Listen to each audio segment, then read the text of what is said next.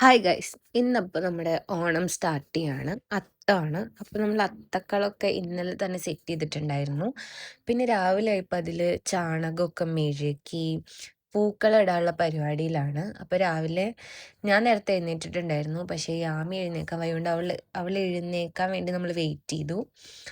അതൊക്കെ കഴിഞ്ഞ് നമ്മൾ എല്ലാവരും കൂടിയിട്ട് പൂക്കൾ പറിക്കാൻ പോയി. നമ്മൾ വാങ്ങിയിട്ടുണ്ടായിരുന്നു ആക്ച്വലി. പക്ഷേ കുറച്ച് പൂ നമുക്ക് ഓർഗാനിക്കായിട്ട് കിട്ടണമെന്ന് വെച്ചിട്ട് നമ്മൾ പൂക്കളൊക്കെ പറിക്കാൻ പോയി. മുക്കുറ്റിയും പിന്നെ ശംഖുപുഷ്പം അങ്ങനെ നമ്മളെയും കൊണ്ട് പറ്റാവുന്ന തരത്തിലൊക്കെ നമ്മൾ കളക്ട് ചെയ്തു.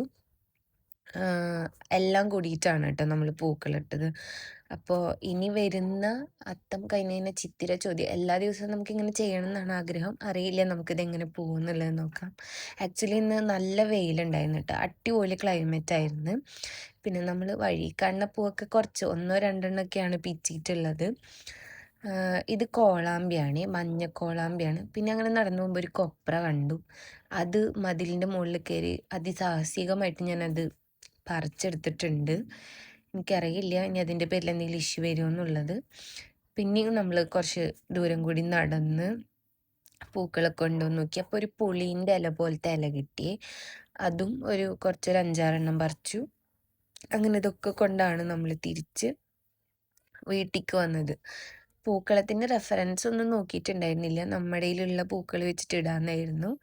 പിന്നെ നമ്മൾ വാങ്ങിയിട്ടുണ്ടായിരുന്നത് ചെണ്ടുമല്ലിയായിരുന്നു. മഞ്ഞയും ഓറഞ്ച് കളറുള്ളതും പിന്നെ മറ്റേ ഒരു ഉണ്ടമല്ലിയില്ലേ വയലറ്റ് കളറിൽ, അതും കിട്ടിയിട്ടുണ്ടായിരുന്നു. എന്നിട്ട് നമ്മൾ ഇതൊക്കെ കൂട്ടി ഇന്നത്തെ പൂക്കളിട്ടു. ഇപ്പം നന്നാക്കാനൊക്കെ ആയിട്ട് അമ്മയും യാമിയും പാറും എല്ലാവരും കൂടിയിട്ടാണ് നന്നാക്കുന്നത്. അങ്ങനെ പിന്നെ നമ്മൾ പൂക്കളം ഇടാനുള്ള പരിപാടിയിലേക്ക് കടന്നു.